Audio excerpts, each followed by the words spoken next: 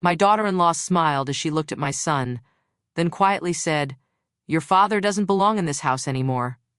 My son lowered his head and said nothing. 30 years. I spent 30 years raising that boy. I never imagined the woman he married would slowly take him away from me. But what neither of them realized was that one quiet decision I made would change their lives forever.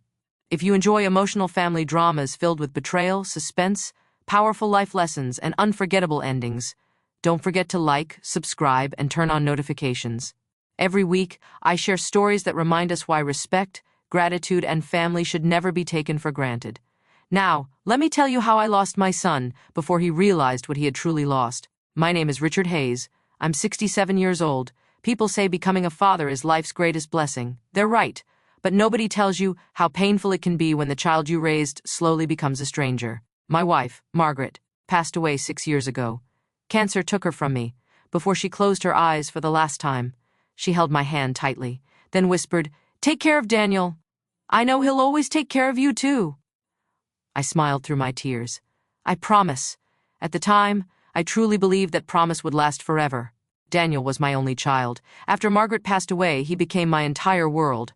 I attended every graduation, every birthday, every achievement. When he wanted to study engineering, I worked overtime, sold my fishing boat, canceled my retirement plans, not because I had to, because that's what fathers do. Watching your child succeed is worth every sacrifice. Years later, Daniel married Emily. At first, she seemed wonderful, respectful, kind. She always called me Dad. She brought me birthday gifts, cooked dinner, asked about my health. I honestly believed God had blessed our family again. Everything changed the day they moved into my house. It was supposed to be temporary. Just until they bought their own place, I happily agreed. "This house is your home too." Daniel hugged me. "Thank you, Dad." I smiled. Family should help family. At least, that's what I believed. Months passed. Then another year. Slowly, the house no longer felt like mine. Emily redecorated every room. Margaret's old paintings disappeared. Family photographs were replaced. Even Margaret's favorite rocking chair ended up in the basement. When I asked why, Emily smiled politely. "It doesn't match the new style." I stayed quiet, because I didn't want Daniel caught in the middle. Then, the little comments started. "Dad, could you eat earlier? We're having friends over." "Dad, could you stay upstairs tonight? We're watching a movie."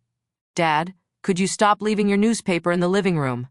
Each request sounded harmless, but together, they slowly erased my place in my own home. Daniel noticed. I know he did. Sometimes he'd look uncomfortable, almost guilty. But every time he tried to speak, Emily would gently squeeze his hand. He'd immediately fall silent. Love can sometimes blind good people. One Saturday afternoon, I accidentally overheard them talking in the kitchen. Emily whispered, "We need our own space." Daniel sighed. "I know." She continued, "Your father needs to move." Those words froze me. I stood silently in the hallway, listening, unable to believe what I was hearing. Daniel didn't argue. He didn't defend me. He simply stayed quiet.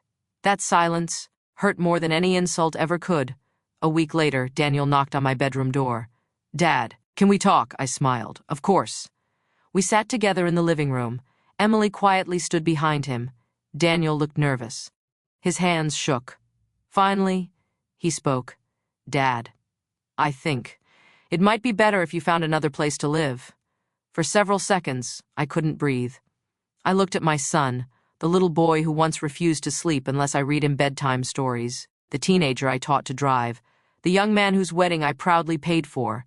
Now, he couldn't even look me in the eyes. I quietly asked, "Is this really what you want?" He didn't answer. Emily answered instead.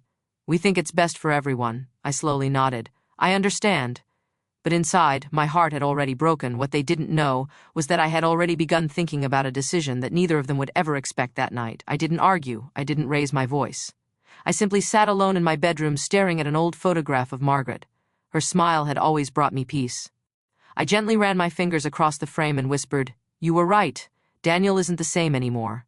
For the first time since she passed away, I cried, not because I was losing a house, because I felt like I was losing my son. The next morning, I made breakfast as usual. Emily walked into the kitchen.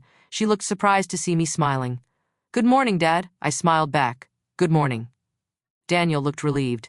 He probably thought I had accepted everything. The truth was, I had accepted one thing. You should never force yourself to stay where you are no longer wanted. That afternoon, I visited my oldest friend, George Wilson. George had been my lawyer for over 30 years. The moment I walked into his office, he knew something was wrong. "Richard, what happened?"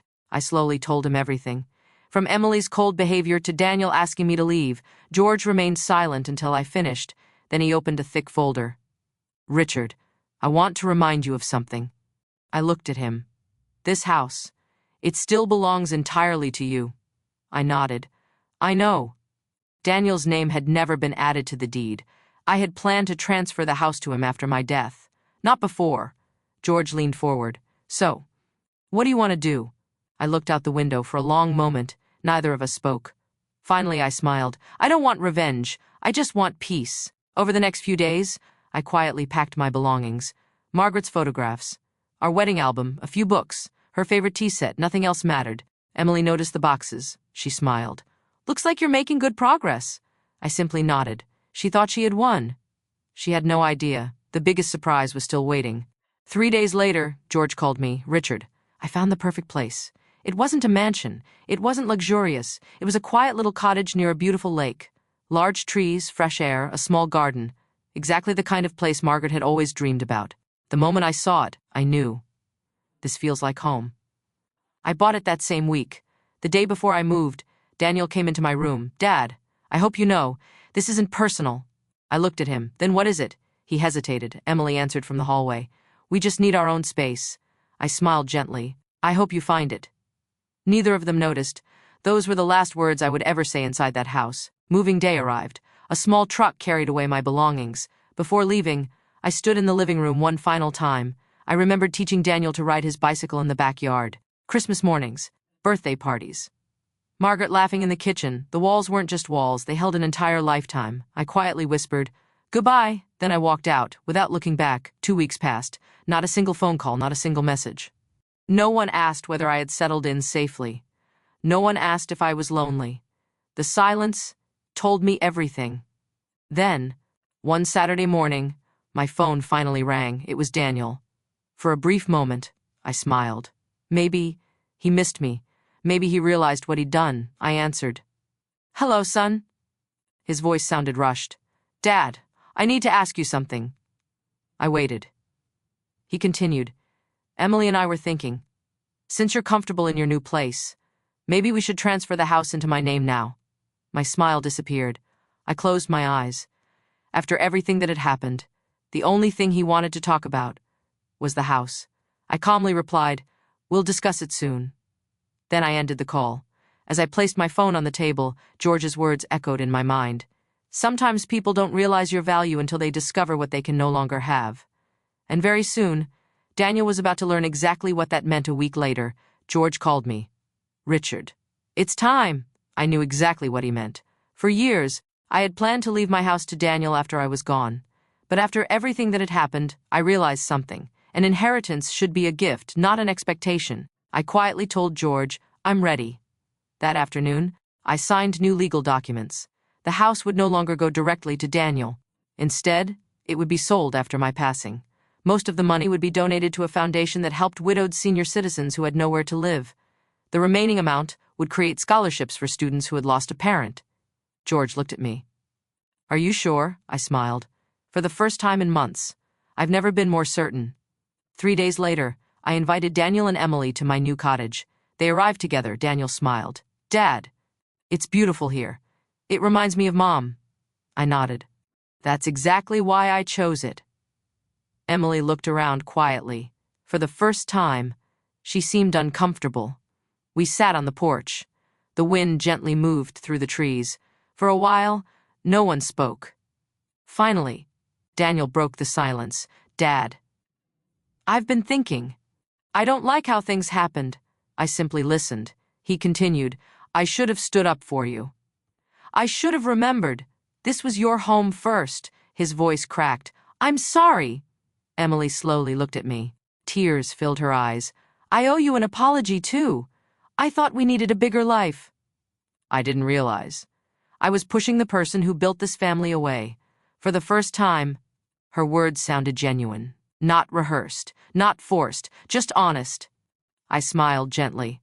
I forgive both of you. Daniel looked relieved, then he smiled. So, when should we start transferring the house? The smile slowly disappeared from my face. I reached into a drawer, pulled out a folder, and placed it on the table. George had prepared every document. Daniel opened it. His eyes moved across the pages. Then suddenly, he stopped.